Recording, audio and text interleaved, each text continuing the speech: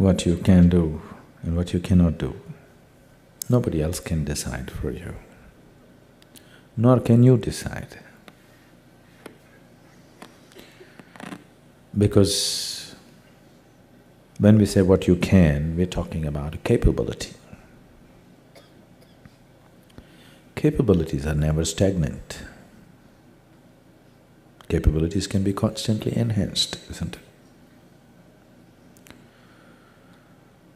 So, there's really no limit as to what one can do. It's because capabilities can be constantly enhanced.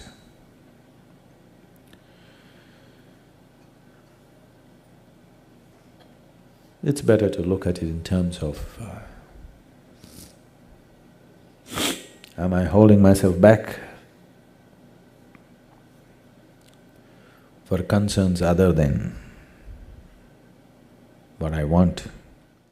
Many human beings, you have seen people who are historically known as great beings.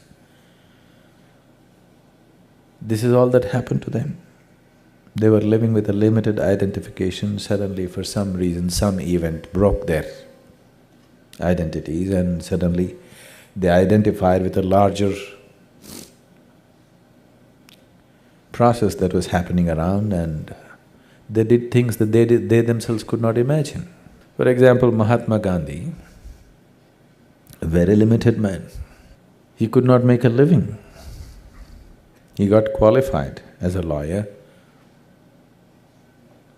I remember what he wrote when he when he went out to fight his first case in the court in India. He says, I stood up to argue my case and my heart sank into my boots. This was his expression. And of course he lost the case.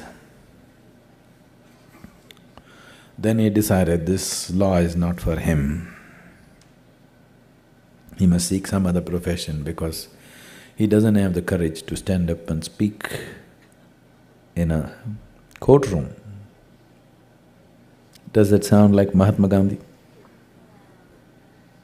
The man just moved millions of people, just one incident. Suddenly his old identities broke. He went to South Africa to make a living. And he was doing okay as a lawyer. And one day he bought a first-class ticket in a train and got in. And he traveled some distance. In the next station somewhere, a white South African got in and he didn't like a brown-skinned man sitting in a first class, so he called the ticket collector. Ticket collector said, "Get out." Mahatma Gandhi said, I have a first-class ticket. He said, "It doesn't matter, just get out." He said, "No, I have a first-class ticket, why should I get out?" So they threw him out of the train. His luggage and everything, they just threw him out.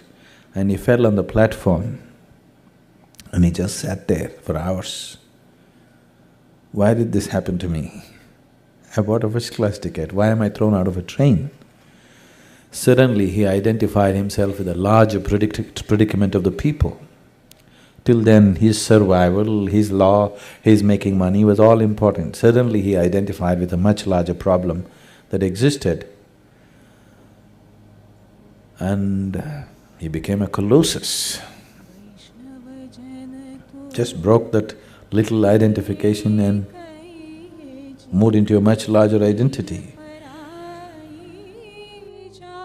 Probably there has never been another man on this planet who moved as many people as Mahatma Gandhi moved, with such simple ways.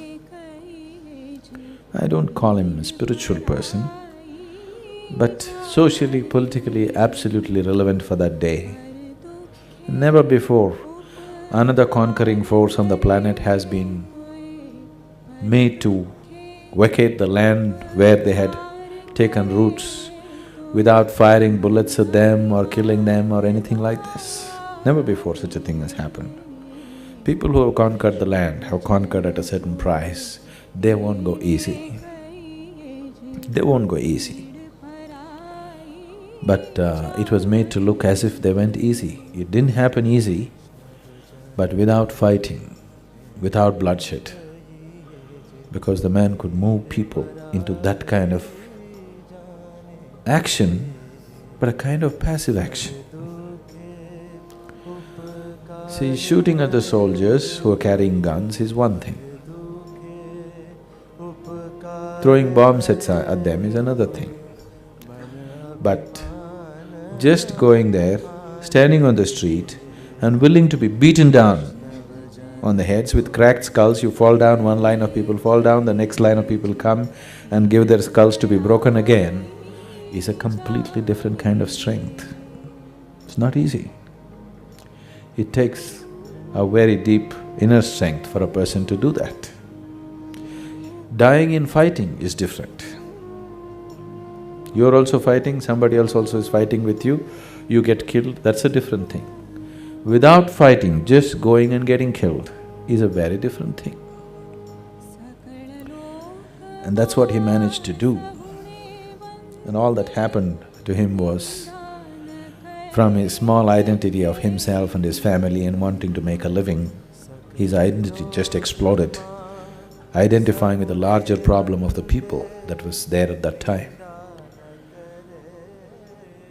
So, don't put a limit on yourself as to what you can do and what you cannot do. You do everything that you can do. What does not happen is what you could not do, isn't it? What did not happen is what you could not do, isn't it? But you did everything possible, everything that you can imagine. Still some things didn't happen. Those are things you cannot do.